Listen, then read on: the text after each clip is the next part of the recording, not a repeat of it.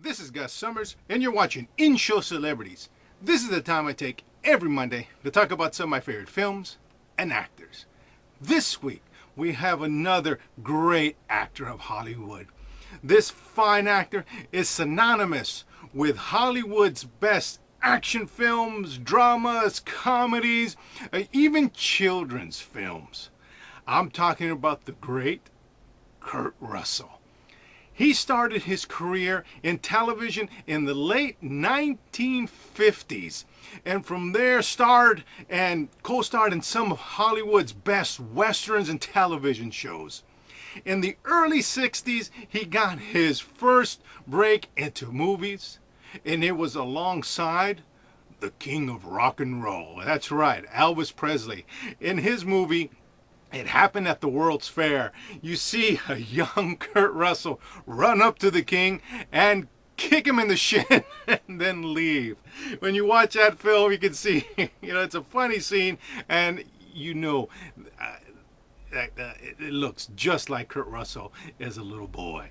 And who would know, then just less than 20 years later, he would be an Emmy-nominated actor for his portrayal of the king in the television miniseries Elvis.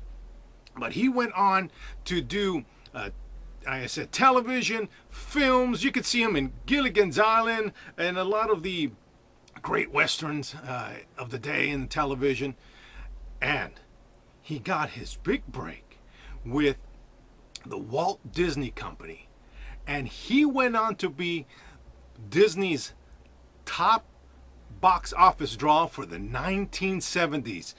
He made such great films as The Barefoot Executive, the Strongest Man Alive, all these great Disney films.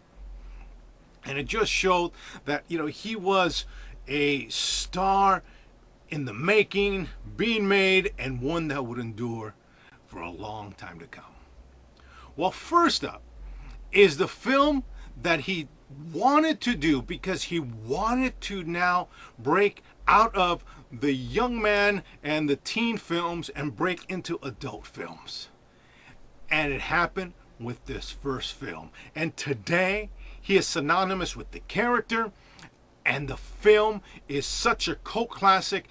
Anyone who knows him or film knows this great movie. Of course, I'm talking about Escape from New York.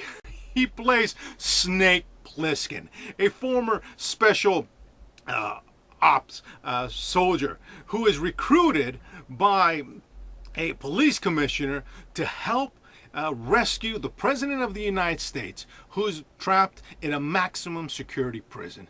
As we know, the crime rate shot up in the film, according to the film, and they decided to cordon off all of Manhattan Island and make it a prison. Life sentence. Once you're in there, you never get out, basically. And what's interesting is the year is 1997.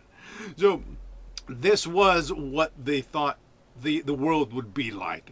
Maximum security prison, high crime rate, all the prisoners thrown in this place, and everything under, basically a one world rule and such. Well, as I mentioned, the president, portrayed wonderfully by a great actor, Donald Pleasence. He's en route to, and it's funny how prophetic it is, he's en route to a summit with Russia and China. So he's there to give a speech and play a pre-recorded message to them about, the economic woes and just what's happening with the world. Well, en route, terrorists take over Air Force One, and just before they're about to blow it up, the president is put in a special pod. It gets jettisoned out of the plane before it explodes, and it lands in the middle of Manhattan Island, the prison. And so they are, the authorities are desperate to, find the president, extract him, and get him to the summit. Well, the police commissioner who's in charge, another grand actor, Mr. Lee Van Cleef. His plan is to send someone in, quietly extract the president. So he decides to give Snake Plissken the opportunity. And he says, go in, get out, you're pardoned. So after some reluctance on Snake's part, he agrees. So the plan is to have him glide in on a glider to it's sad to say now, the World Trade Center building, land on top, work his way down, find the president and extract him. One thing is that to make sure that Snake does what he's said to do, they inject him with these explosives in his neck, and he has less than a day, 22 hours, to do all this. So he agrees. He gets in his glider, glides over there, works his way down the building, and it starts scoping the landscape, trying to get information. Well, he meets a wonderful gentleman. We don't know why he's in there, but he's a very sweet man. His name is Cabby, and he's portrayed wonderfully by that another grand actor, Ernest Borgnine. So Cabby kind of gives him the lay of the land, tells him, who's who, what's what, and he lets him know that the president is being held by the Duke. The Duke. It's that great singer, Mr. Isaac Hayes. He's the one holding the president, and he has a plan that entails they're going to get all the population of the island, head down the bridge, Brooklyn Bridge. I forgot which bridge it was. And with the president leading up front, so in case anyone gets shot, he's the first one that gets killed, and they're going to let him out. That's the plan.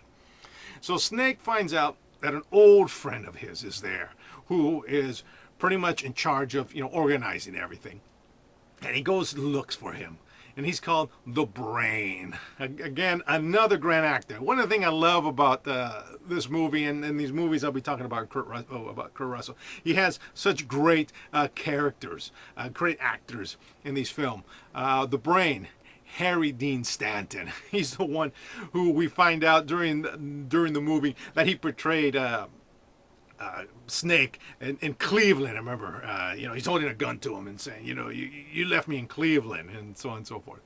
But anyways, he finds out from Brain the plan, and Brain has his love interest, another wonderful actress. Her name's Maggie, Adrienne Barbeau, and she's the one that's also knows the plan and goes with them and is trying to help Snake.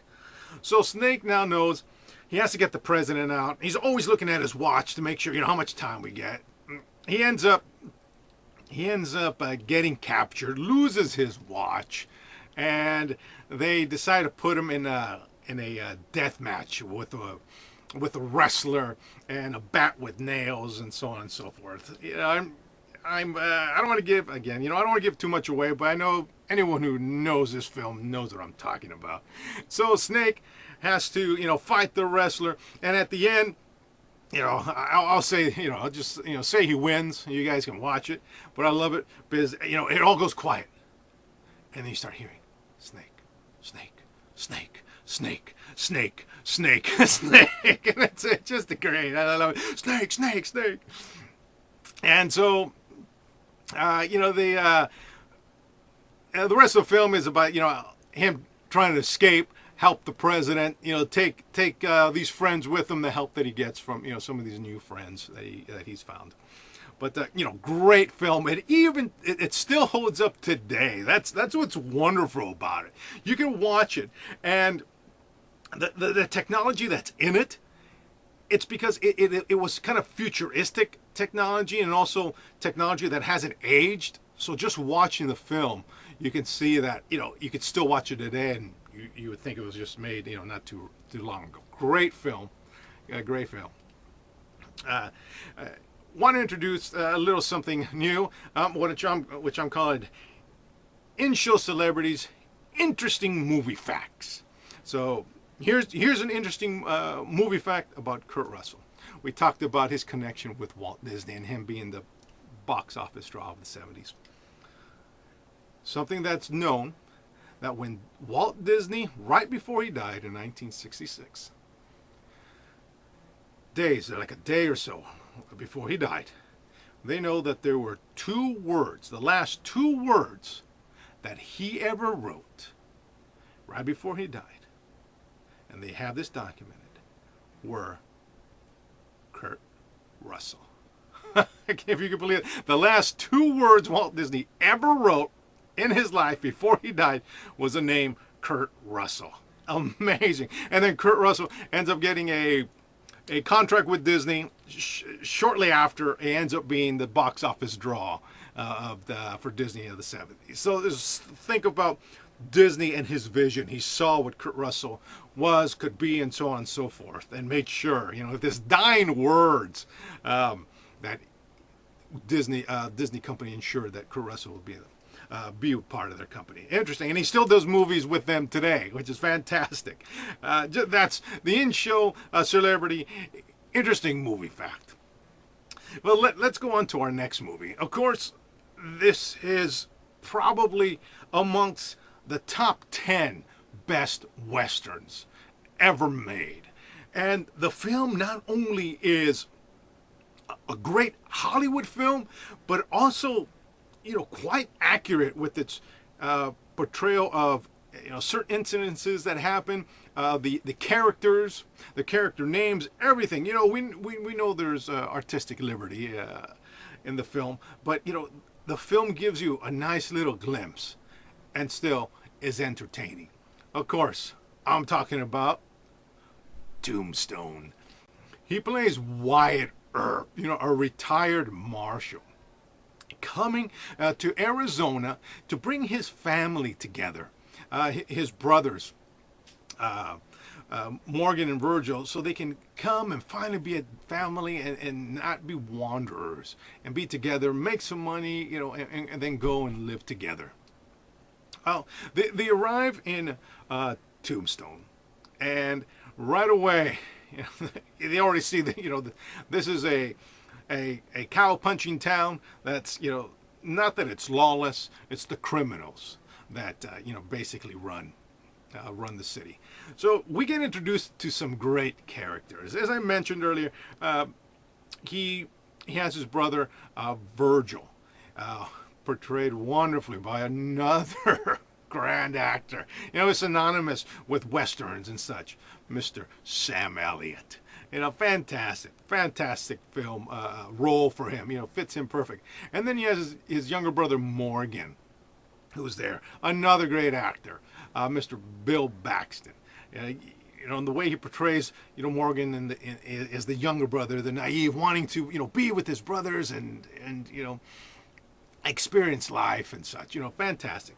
And then, of course, we get introduced to one of probably the best characters in westerns, Mr. Doc Holliday, of course, portrayed by Mr. Val Kilmer. I think everybody loves Doc Holliday, Val Kilmer, in this film. He just portrays the smoothness and the way maybe a gambler, a smoker, a womanizer would be. He portrayed. I think he captured loyalty and friendship beautifully. I think everyone will agree. Fantastic. So they're in town. The mayor, everyone wants trying to convince them to be lawmen again. They're just saying, no, we're here to just make some money, be here for a little while, and leave. So that's what they attempt to do in the beginning. But then, different things happen. Of course, as I mentioned, the town is run by outlaws. They're known as the Cowboys. And they have their leader, another great actor, a Curly Bill, portrayed by Mr. Powers Booth. I just love the way he portrays many of his characters. He smiles and is antagonizing, sarcastic. Just great portrayal. Wonderful film. Again, and then his second is basically the nemesis of Doc Holliday, Johnny Ringo, portrayed wonderfully by, of course, Michael Biehn. And then you have all the other cast of characters around. You have the love interest that comes into Wyatt Earp's life. Of course, I'm talking about Dana Delaney. She right away she sees him and is instantly attracted to him. And as a true note, those characters in that film, they actually end up being married in true life. So Then you have, so many. You know, have Ike Clanton, Stephen Lang. Come on, I don't think there isn't a person who watches Tombstone that says, someone take care of Stephen Lang. What's great is that you don't even recognize Stephen Lang in this. Fantastic film, and of course you have, Billy Zane as the actor. He's the one there traveling with Dana Delaney because they're traveling in a theater troupe, and he's the one that is the artistic one, and does the plays and so on and so forth. Great scene, everything. And so as we know, they end up becoming sheriffs. The one of the big scenes. What's great about the film is that it leads up to this, as most of us know our history from Western. It leads up to this point at the fight at the OK Corral. But what I love about the film is that it continues on. So you think that's where it's over, but it's not. Then it goes on past that. So that in itself makes the film great. You have like two films. You have like a climax, but then it's a continued climax to the ultimate climax, which again, like I said, it's fantastic. So of course, we know that Virgil ends up becoming the marshal. Morgan supports him. Wyatt is saying, "What are you doing? We don't need this type of trouble," because not only did he become marshal, but he passed an ordinance that said, no guns. No guns in town limits. So people are on uprising. The cowboys are saying, "No way, you can try to come take our guns, see what you can do." And so it leads up to that. Doc Holliday is sick. As we know, he has in real life, he had tuberculosis. And he actually did go to Arizona. They were thinking at the time that a warmer climate would help his breathing and such. So in the film, the cowboys come. We have their guns. Virgil says, "We got to go disarm them." What I love about Wyatt is always the sensible one, because you have Virgil, who has he's the idealist, and Morgan, who wants to please. He wants to be there, please, and support his brothers and so on and so forth, which he does. That's why he becomes a marshal and supports Virgil. And you have Doc Holliday just like, yeah, wherever the action is, I'm there. It's great. And we have Wyatt, who is the practical one. He goes, "Virgil, it's a misdemeanor. What happens if someone gets killed? And just leave it alone." And he said, "Why? They're threatening our lives." Great scene. And then this is what I love about the film: the loyalty. Wyatt ends up saying, "All right, let's you deputize me, and we'll all go." And Doc Holliday and everyone goes with them. And I love the scene. He goes, "Doc, this isn't your fight." And I love Val Kilmer. He turns. He goes, "That's a hell of a thing to say to me." And then he goes and he walks over with Virgil, who doesn't really like Doc Holliday. But he walks over with Virgil and Morgan because they're ready to go, signified, "I'm with them. Let's go do this." And so Wyatt ends up leaving. So as we know, they survive the fight of the OK Corral. The cowboys end up,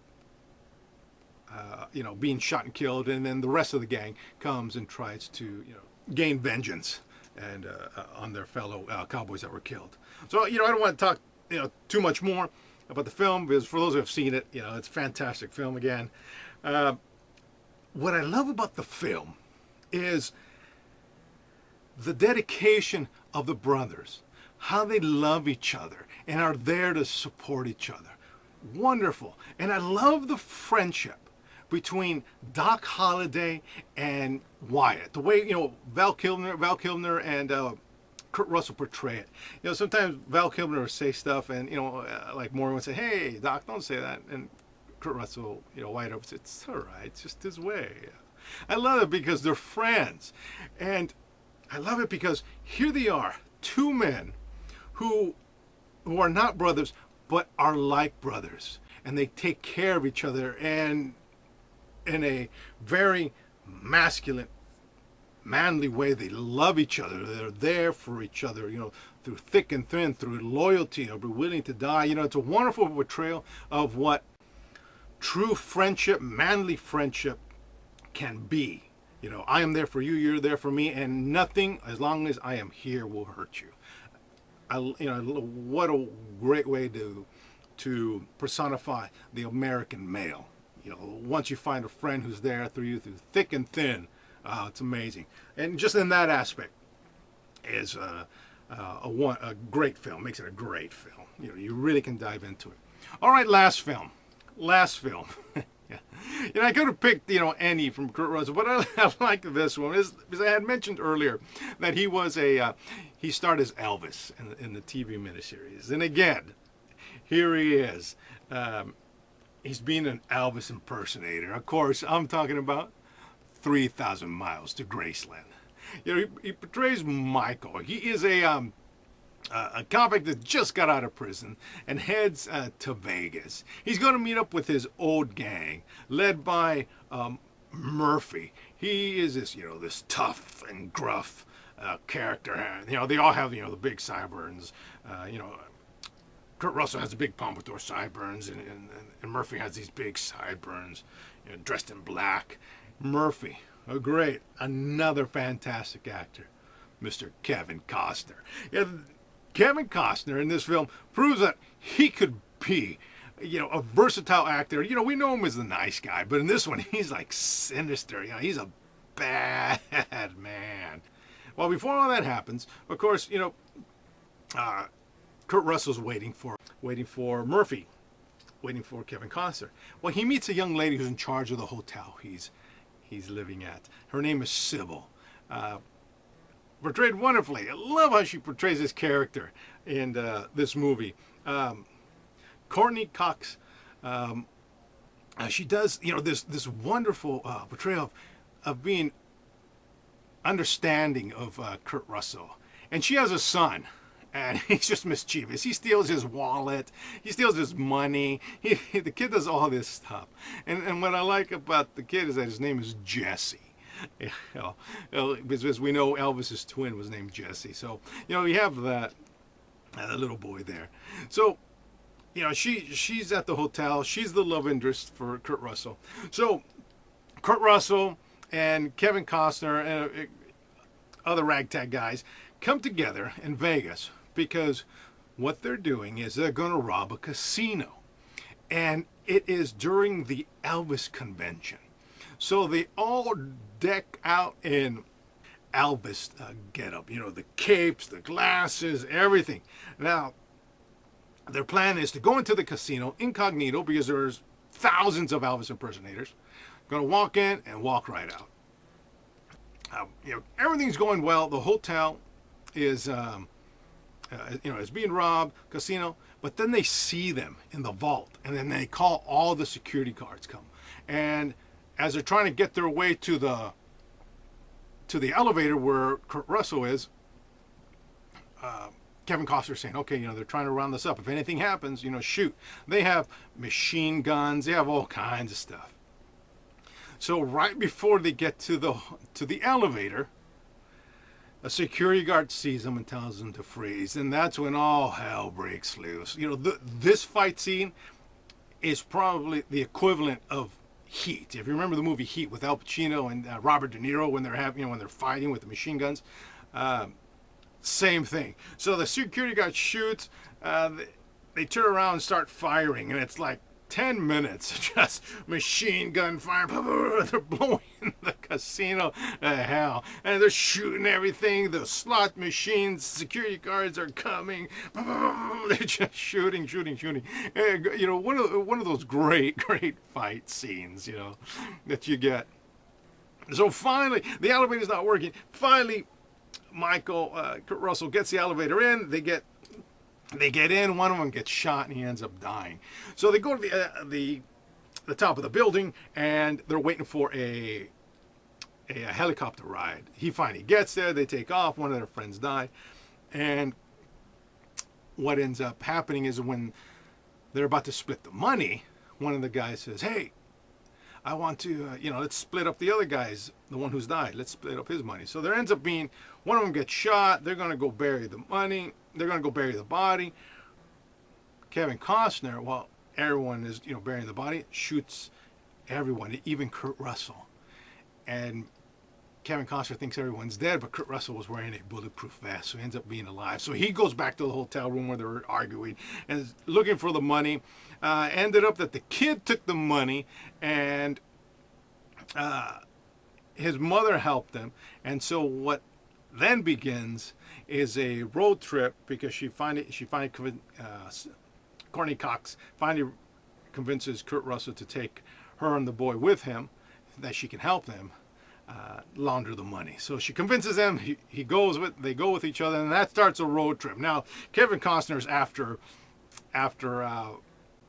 Kurt Russell. Kurt Russell is trying to get to the money laundering people, and the police are now after Michael.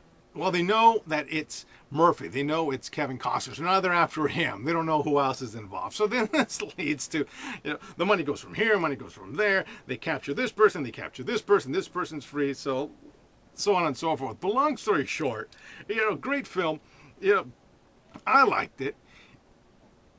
One thing about the film is that you should know, and I learned about this afterwards, is that most of the film was shot separately. So Kevin Costner did most of his shots by himself, and Kurt Russell did his shots.